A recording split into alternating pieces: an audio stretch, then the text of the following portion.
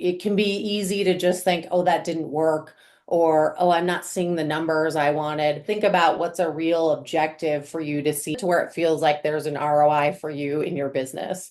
Welcome to a different practice. I'm your host, Lauren Lester, and I'm obsessed with all things business, well-being, and optimizing the practice of law for solo and small firm lawyers. I started my solo practice right out of law school, built it from the ground up, and now work part-time while earning well over 6 figures. I'm here to share tangible, concrete tools and resources for ditching the legal profession's antiquated approach and building a law practice optimized for profit and efficiency. Think of this as grabbing coffee with your work bestie mixed with everything they didn't teach you in law school about running a business. Pull up a seat, grab a cup, and get ready to be encouraged and challenged. This is a different practice. Welcome back to A Different Practice. Today we're diving into part 2 of my conversation with Angela Gerber, founder of the Marketing Apothecary and Certified Story Brand Guide. If you missed our last episode, pause and go back to listen. You'll get the most out of our conversation today by having that foundation. If you need a quick refresher, last time Angela walked us through the story brand framework and showed us how to transform complex legal services into compelling narratives that genuinely connect with our potential clients. Remember, Angela is a marketing strategist who combines her expertise in storytelling with meticulous attention to detail to help businesses cut through the noise and engage their ideal clients. Through the Marketing Apothecary, she creates custom tailored marketing messages that help businesses not just tell their story, but make it resonate. In today's episode, we're building off our last conversation and getting down to the nuts and bolts of legal marketing. We explore how to create a marketing budget that makes sense for your firm. Angela shares her insight on which marketing strategies deliver the best return on investment for solo and small firm attorneys. We tackle that burning question about social media presence. Do we really need to be everywhere? And discuss the key metrics that we should be tracking to ensure our marketing efforts are paying off. Plus, Angela reveals some of the biggest marketing pitfalls she's seen attorneys fall into and provides practical solutions for those of us who are juggling limited time and resources. Whether you're looking to fine-tune your existing marketing strategy or build one from scratch, this episode is packed, and I say packed, with actionable advice that will help you market smarter, not harder. So grab your notebook because you won't want to miss a single tip from this marketing masterclass. Let's dive in. Here's the second part of my conversation with Angela Gerber. Angela. Thank you. It's so good to be back. I appreciate it, Lauren. So last time we chatted, we went through the story brand framework and how it's a really excellent marketing tool to be able to connect with potential clients, talk to them because they're the hero of the story, and how we can kind of use that framework in our law firms. But I wanted to take that and then build on it and talk today about, if we get our messaging down, how then do we turn it into marketing activities that maximize ROI so that we're getting the most bang for our buck, especially for us as, solo and small firm attorneys. We don't have thousands and thousands of dollars every month in a marketing budget. A lot of us, myself included, are doing this on our own and we have limited time. So we really want to make the most of that time. So I wanted to start out with just getting your take on how should an attorney, a law firm owner, kind of approach marketing budgets or just marketing activities that are going to maximize ROI? Is there a strategy we should be looking at? Great question. And I think that's some of the pitfalls I see sometimes with business owners and, with attorneys is like we get really caught up in what we see some of these other really big organizations doing and these other companies who have huge marketing dollars and tons of money to just really invest in those sort of brand building, sort of feel good activities. And when you don't have that kind of money, which is the grand majority of us, we need to be really savvy about what we're doing. And it's really important just to not get caught up, I think, in what everyone else is doing and just stay really focused on making sure that you're being smart about what you're doing for yourself. And it really starts with really creating clear business goals. If we don't know where we're going, it's really hard to pave the road to get there or even know if we made it when we when we did. So I think, it's really important that we start by being clear. What are some clear, specific, measurable goals? Are you going to increase revenue by 25%? Are you looking to add 20 new clients by this date? So just being really clear on those goals is sort of the step one. Step two then is looking at your messaging, as we talked about last time. Leaning into that storytelling aspect is so powerful for attorneys because, again, it really helps them cut through the clutter and really focus on those problems that only lawyers can really solve for their clients that are in really difficult traditionally situations. So look at your messaging. You also want to be clear on who is your customer. It's really important that you're thinking about, okay, well, what are my goals? Who am I trying to grow my business? What does that ideal customer look like? Again, being really specific on that sort of target customer will really help as you're mapping out that goal. Because if you're saying, small business owners, if you're kind of focusing on B2B, you've got to be really clear on who is that B2B business owner. If it's families, making sure that you've got a lot of clarity around that target customer. And then you want to start to think that's where then the budget starts to come in. Because once you're really clear on what your goals are and who you're trying to reach, then you can start to think, well, what are the channels that I need to utilize in order to reach them? And that's where you can start to look at your budget. What do I need to potentially spend to bring in those types of clients, get them into that sort of prospecting lead generation phase? And then you think, okay, well, from here, now I'm moving them into sort of potential clients. So how do I nurture potential clients once I have their information? And then sort of transitioning into that, like, okay, now they're a client. How do I work them through those phases? So, there's a lot of steps there, but I think it's just making sure that you're taking the steps versus just jumping straight into sort of tactics and things is really going to help you create not only a marketing budget, but a plan that really is connected to your business goals. Yeah, I'm so happy that you mentioned the trap that we all fall into. And I do this all the time of like, what is everyone else doing? There's a bus that goes past my house several times a day. And every morning as I'm getting my tea ready, the bus goes by and there is a law firm here in town that has the whole bus. They're the whole side of the bus. And I've caught myself being like, shit, do I need to be on a bus? Like, Totally. is this what we have to do? Like, how do I get clients? But that was so helpful to hear you say, well, take a step back and think about what are my business goals? Because if I want to get 20 new clients, I don't need to be on a bus to everybody in Exactly. Denver, right? Like, that's a much smaller number. And then you said knowing who your customer is. And so the law firm that advertises on the bus is a personal injury law firm. And so they have a Right. very wide net, right, of like Exactly. potential customers. Where for me, if it's small businesses or it's families with little kids and they're wanting to do their estate plan, right? That's I don't need to market on the bus. So that was so helpful to just remind myself is like I don't have to Totally. be on the bus. Really think about what do I need for my particular business. So, would you say there are specific marketing strategies? And I'll say that in terms of like email campaigns, billboards, right? Traditional print media, social media. Are there certain strategies that tend to work better for ROI, or is it again going to be dependent on the law firm and what they're looking to do? Yeah, I would say a couple things. I laugh about the bus analogy because I think it's so true. It's that like shiny object syndrome or like the squirrel, like, oh, like everyone's doing that. And like, I think people really get caught up in that, oh, I've got to be on a bus. Oh, I need to be on TikTok because everyone's doing reels all day long and making all these like dancing videos. But you're going to waste a lot of time, effort, and to your, bus, a lot of money on the wrong things. And so yes, it is very dependent on the practice and who their ideal customer is and how they're trying to reach them.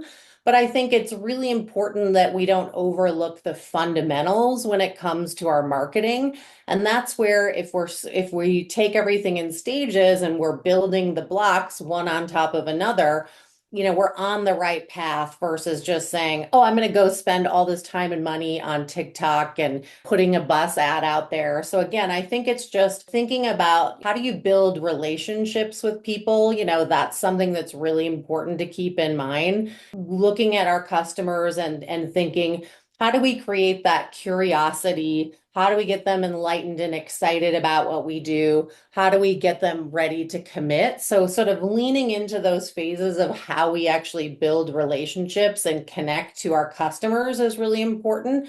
There's going to be some variances along the way, but I would really encourage all practices. They really need to be really clear on your target market, get your messaging really clear so that you're consistent. I said it before, good marketing is an exercise in memorization. So being clear, being consistent is really key.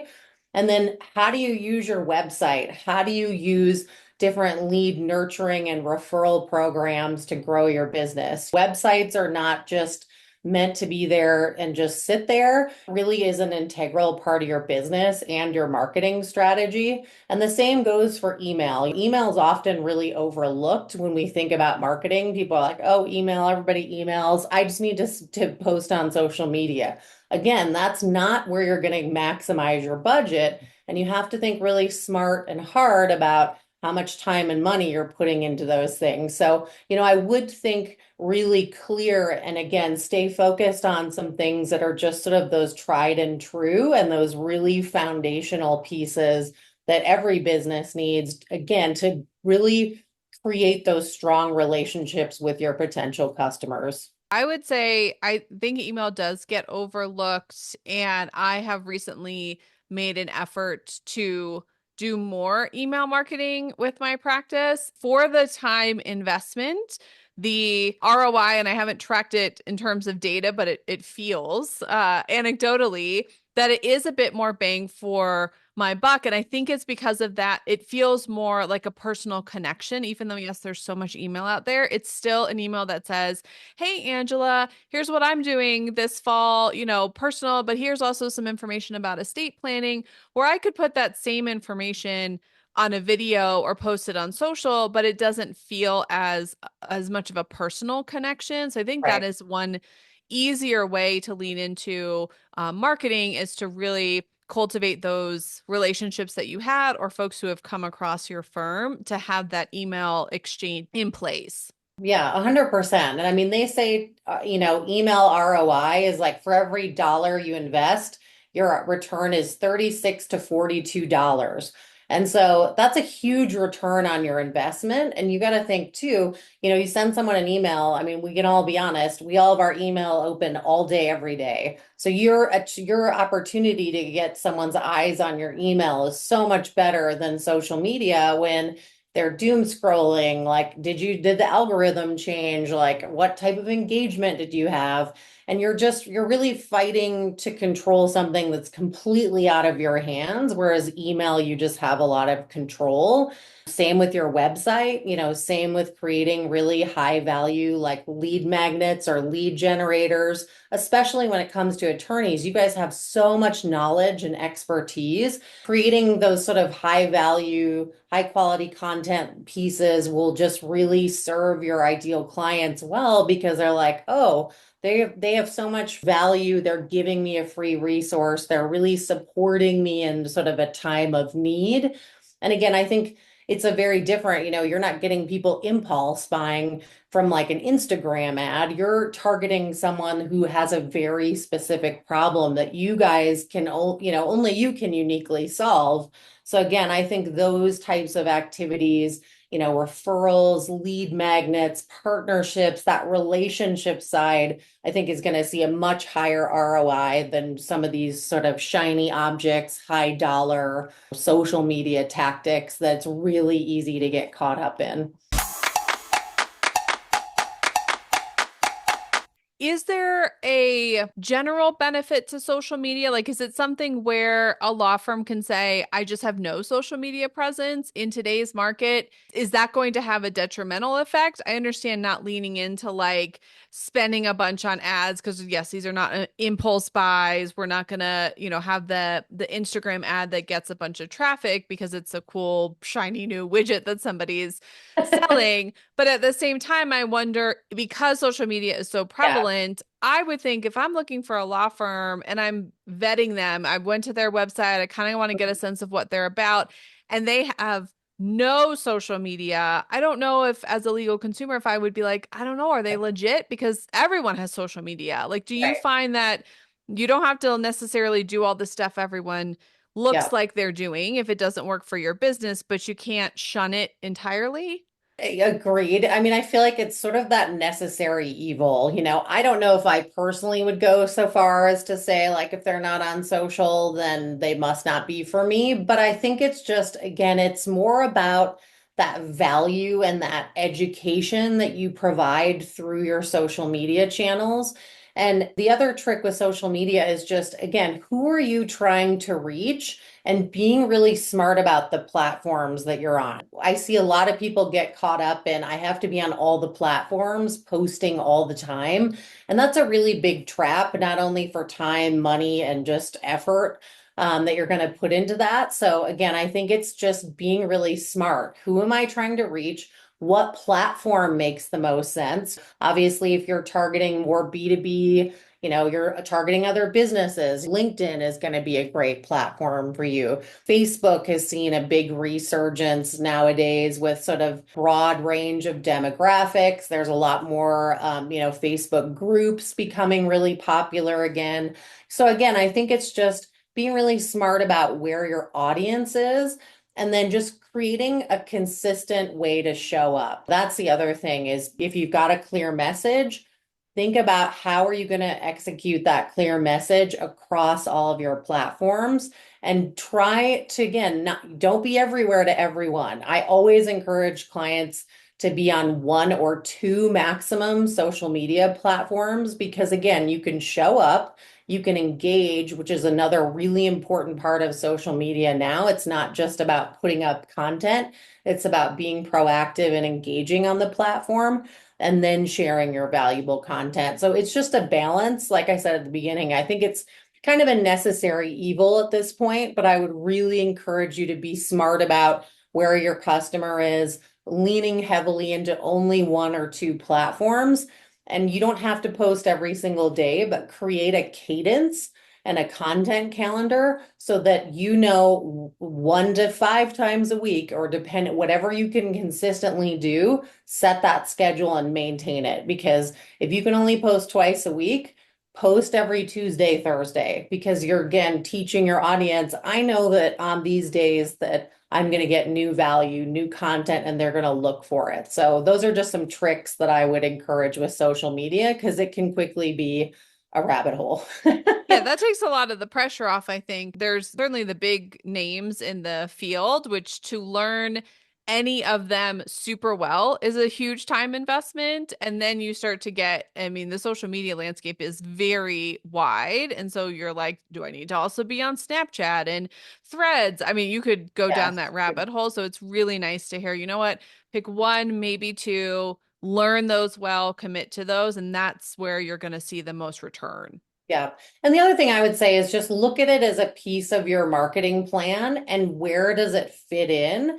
And does that serve where you need to move the needle and what your original business goal was in the first place? Because you might find that it's a little lower priority than you think it is, which is often the case. It might be a higher priority for a period, but it's just making sure there's that balance of where am I stuck in my business or where am I trying to grow my business? And what could I execute and measure with my social media that would feel like it was getting an impact? The other thing I would just encourage people to do in all of this, and especially social media, measure what you're doing. Tracking and measuring your marketing is so valuable. Sometimes I joke, it's like it's really easy to throw the baby out with the bathwater because we're like, oh, it didn't work.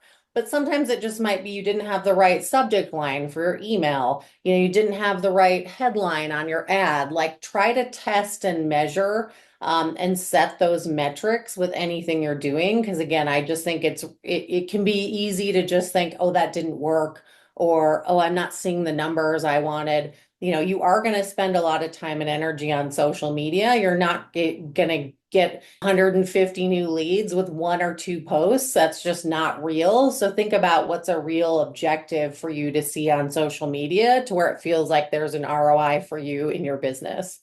We live in such a everyone wants to go viral. Like that's the Yeah, only measure of success is, oh, all of a sudden I have a million new followers. And it's yeah, like that's unrealistic, A, to happen. And B, if you really think about like, would that actually benefit me? Is that gonna result in revenue? Probably not.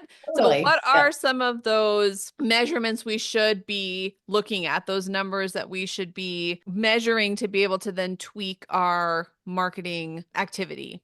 I would say start simple because sometimes some people are better with numbers and measurements than others. So don't overwhelm yourself. Think about, like I said, if you are on social media, what is something you could measure? Typically it's likes, follows, engagement. I would highly recommend that you start looking at that. If you are leaning into email in particular, look at your open rates. Like, are people opening the first email? Are you consistently having to send another batch because people didn't open the first email? Do you have links in your email? Are people clicking? Did you have a clear call to action and someone followed through with that call to action? So, think of things from start to finish as well. So, if it's an email, step one is open, step two is click, step three might be they scheduled a consultation. So, think about measuring something from start to finish, not just sort of, oh, well, they opened it. Okay, well, but did anyone do step two and three? So, I guess I would think about those types of things. Same with your website, just educate yourself on your website traffic. Your website should work for your business and it should really bring in business, generate interest, generate leads. So whether it's just website traffic, looking at how much time that they're on site, did someone bounce off your site? Do you have sort of errors? How many clicks did you get if you've got schedule a consultation, looking at some basic numbers like that. So those are just some sort of stats in that range. But like I said, there's other like that conversion rate at each stage of your business, I think is really important. So really thinking about like what is the journey that my clients take from start to finish and where might they get caught up along the way? That's kind of going bigger picture in terms of your marketing plan. But where did someone come in and find me? How much awareness do they have? Did they get really excited? They got on my email list, they did all this stuff, but then they never converted into being a client. So think about, that before they're a client could potentially be a client, and then when they converted. So setting up some metrics sort of along the way as well can be really valuable. If you're going to start to spend money on advertising, I don't know if you want to go that far, but obviously there's some metrics for those people as well. If you are going to start to spend money on advertising, you really want to be smart about how much money am I spending on the ads? How many leads did I get so that I know what was the cost to acquire that lead? Like, did I spend $1,000 and I got 10 leads? Or did I spend $1,000 and I got no leads? And so you want to think about that sort of cost per lead as well. So there's some different metrics that as you get into sort of the paid arena, you want to start to look at. But like I said, just thinking about, well, what marketing tactics am I using and how am I looking at what will I measure for success? But I think that bigger picture, like that conversion rate at each stage can be just something really valuable that can give you a lot of insight into your business because it might not be that you don't have enough awareness. You might have tons of leads, but they're not converting. So then you need to look at, okay, what could I test? What could I tweak? What could I do differently to try to get someone to actually convert? Because sometimes people just think, oh, I need more people in my funnel, but the problem might be this step to the convert. It's so helpful And I appreciate that you brought it back to the customer's journey, which ties right into the storytelling, right? Like it all is interconnected, but to really think about what is their journey from awareness and then learning more about you to finally committing and really dissecting that in different phases because it's not just somebody learns about my firm and then they commit. Like there's most consumers are not going to do that, so we've got to be able to parse out their process. Yeah. Well, and they say like typically only 3% of people are ready to buy from you the second they see something from you.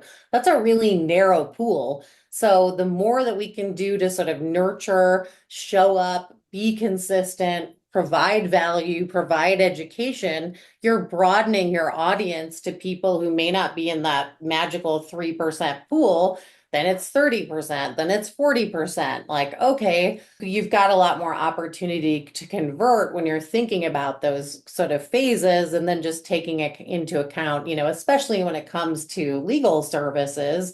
I mean, sure, if someone's in a total bind, of course, like they might call you right now, but there are other parts of the legal process, depending on your type of practice, that it just might not be such a, oh my God, I need it right now. So I think that's where that customer journey can really come into to play and really make a difference about where you are investing your marketing time and your marketing dollars.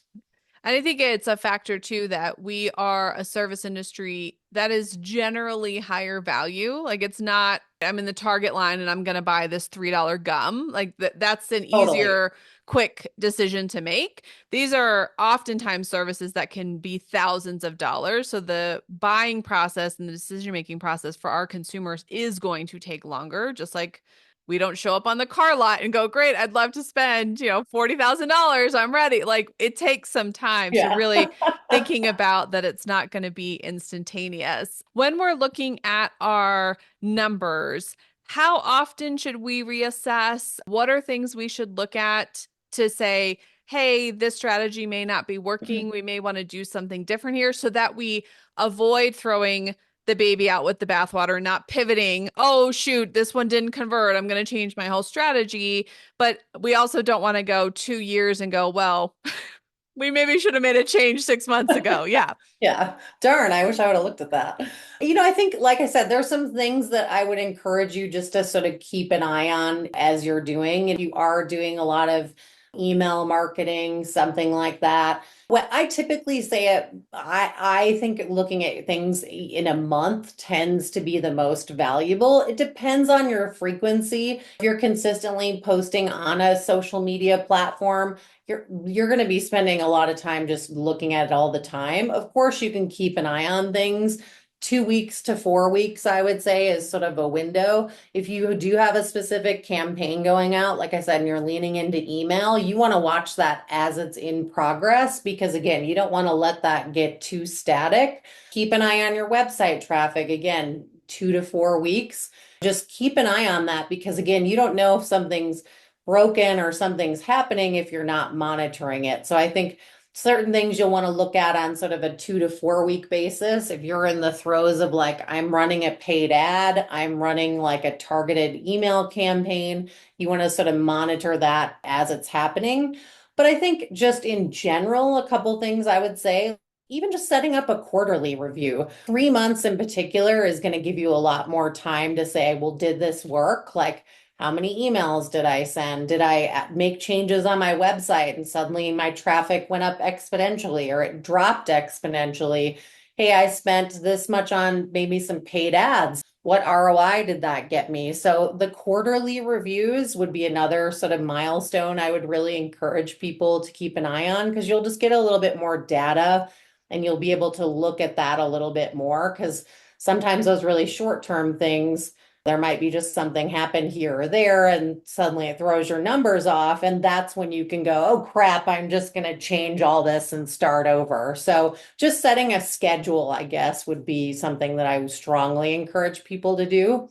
Some signs, though, that it's time to pivot or maybe something isn't working. When you do have those numbers, like my emails suddenly have stopped getting opened. So again, maybe it's the subject line. What else were you doing in the email that was different? Maybe something, your website analytics suddenly went way down. When you're looking at, Google and suddenly your page isn't showing up anymore. So I think just looking for signs like that might be it's time to consider pivoting.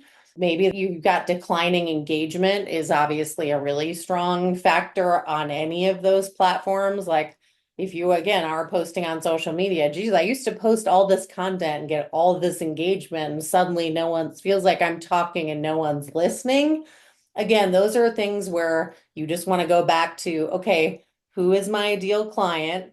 Is this the right platform? What could I test and adjust to see if this is still the right place before I decide maybe this is a lever I don't need to pull anymore? Those are some things that I would just keep an eye on. Obviously, if there's regulatory changes in your industry, you're just not growing anymore. Those sort of stagnation numbers that you can start to see might just be, again, signs it's time to assess, not necessarily just go, okay, well, I just give up on this strategy. What changed? What did you change? And then looking at that in a little more of a holistic manner will put you in a far better place than just saying, "Oh, we're down. Let's stop doing that."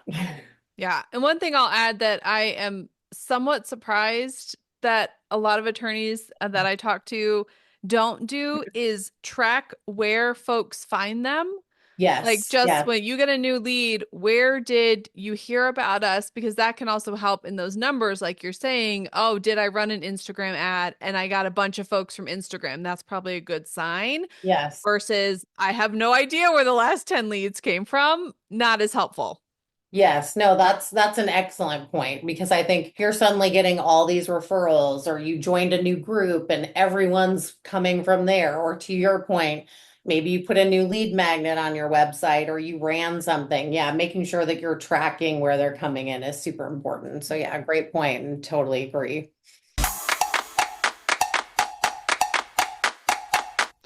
If someone has, let's say, nothing in place, I'm sure most folks listening have at least a little something, but if somebody was starting from square one and they wanted to ramp up their marketing efforts, but they wanted to do it in an effective way, they've got their kind of business goals, they've walked through the process, what would you say is the best place to start in general? Obviously, everyone's business is Yeah. going to be a little bit different, but if you just could kind of generally say most folks will have some good success doing X to start, where would you guide folks? Yeah, I mean, I would say, kind of even reflecting back to our first conversation, is really leaning into the story about your business. I think people forget how powerful our words are, and it can just, oh, well, I do X, and everyone needs this attorney. Estate planning, you said that, like, well, I'm an estate planner. People need estate plans. Like, they're just magically going to show up on my door.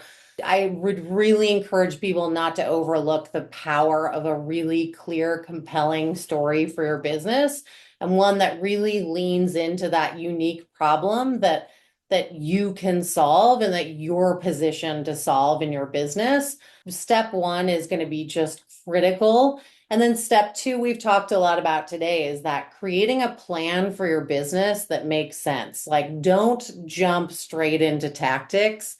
Think logically about, okay, what do I have a clear message? What is my target customer? How am I going to show up and where? And those things can be really simple, even just, again, website. Do I have a website? Does my website work? Does my website reflect that clear and consistent message that I've just built for my business? What are ways that I can implement lead generation and lead nurturing? So again, that's that lead magnet. What can you add on your website that just shows that you've got a lot of value to offer? You're really there to educate your clients. And then again, it's a great way for you to capture email addresses and then really start to nurture those leads. So I would say some of those are really fundamental. But again, just it's all about taking those steps. And like I said, that story and that strategy is just the most important thing that you can do for your business.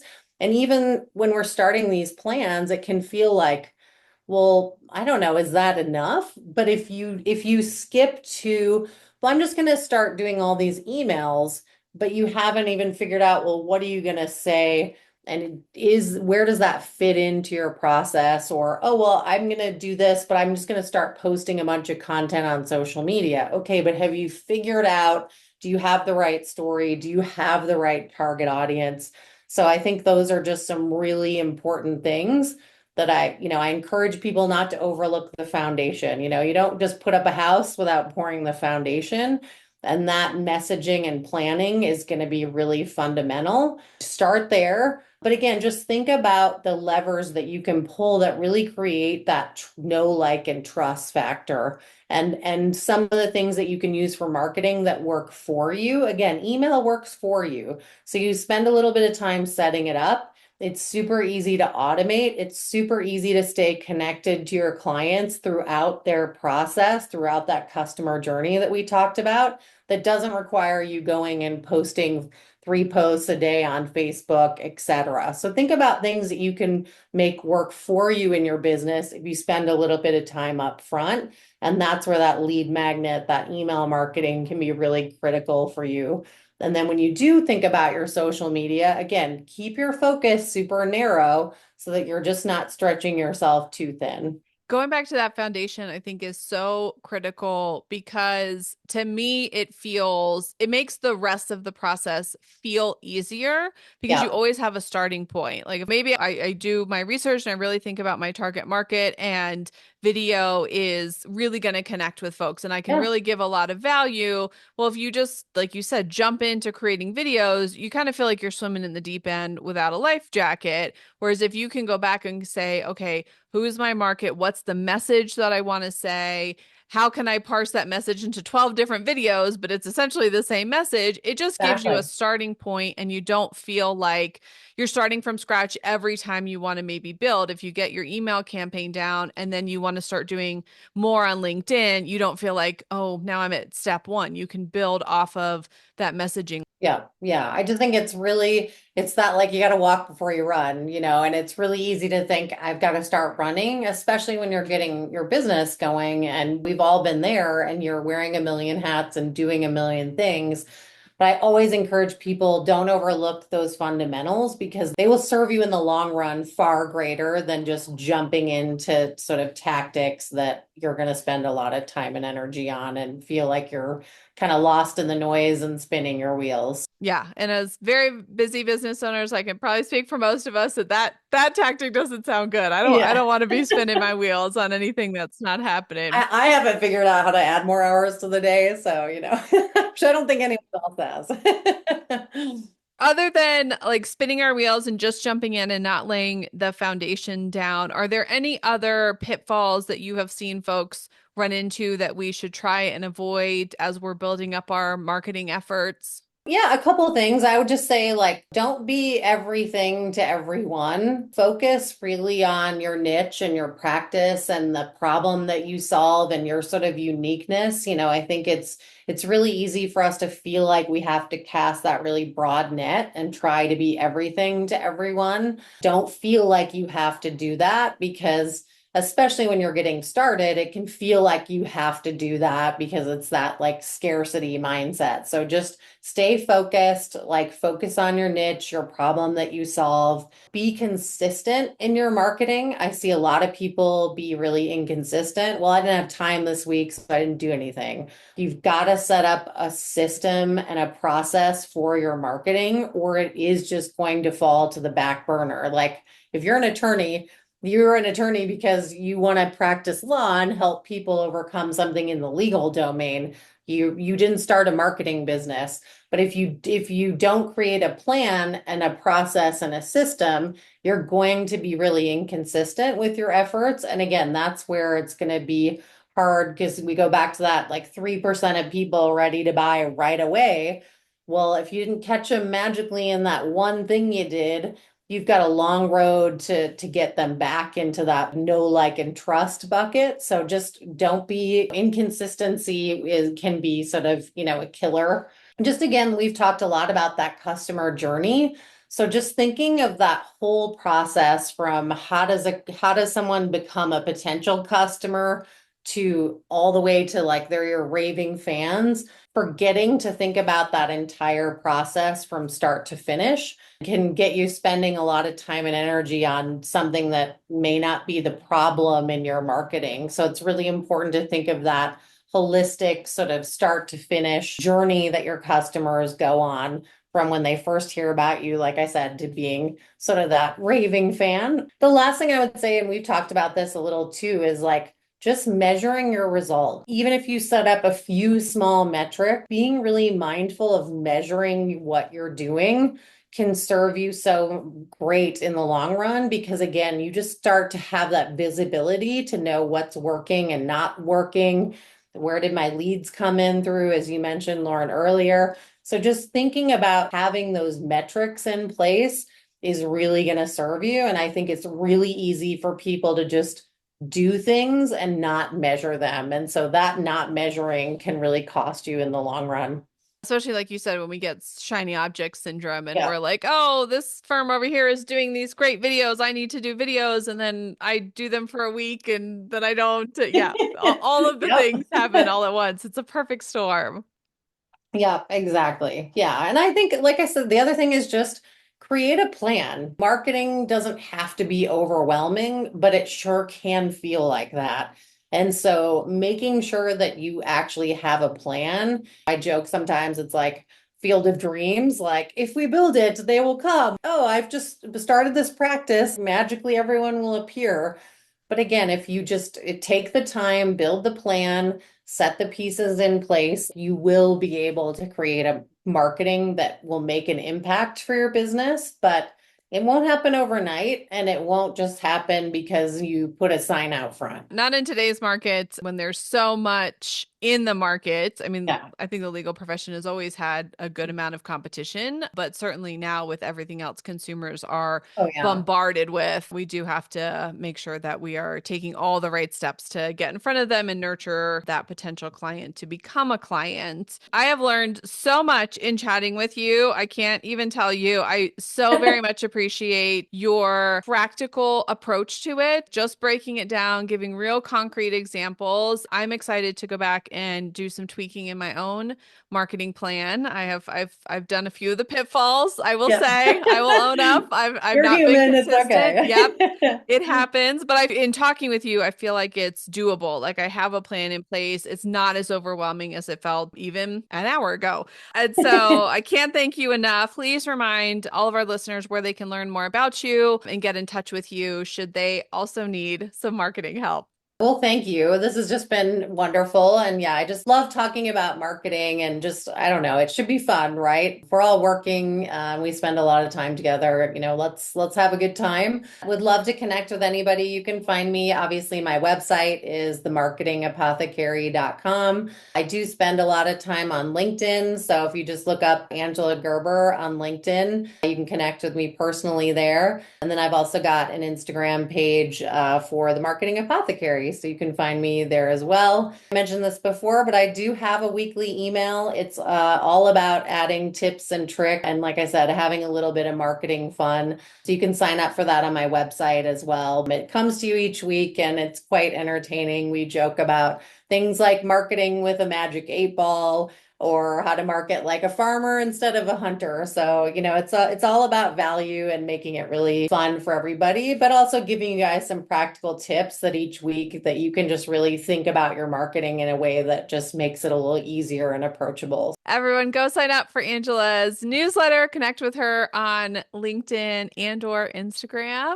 And thank you so much, Angela, for your time and wisdom. Yeah, thank you so much for having me. This was awesome. I'm over here giving you a virtual high five because you just finished another episode of A Different Practice.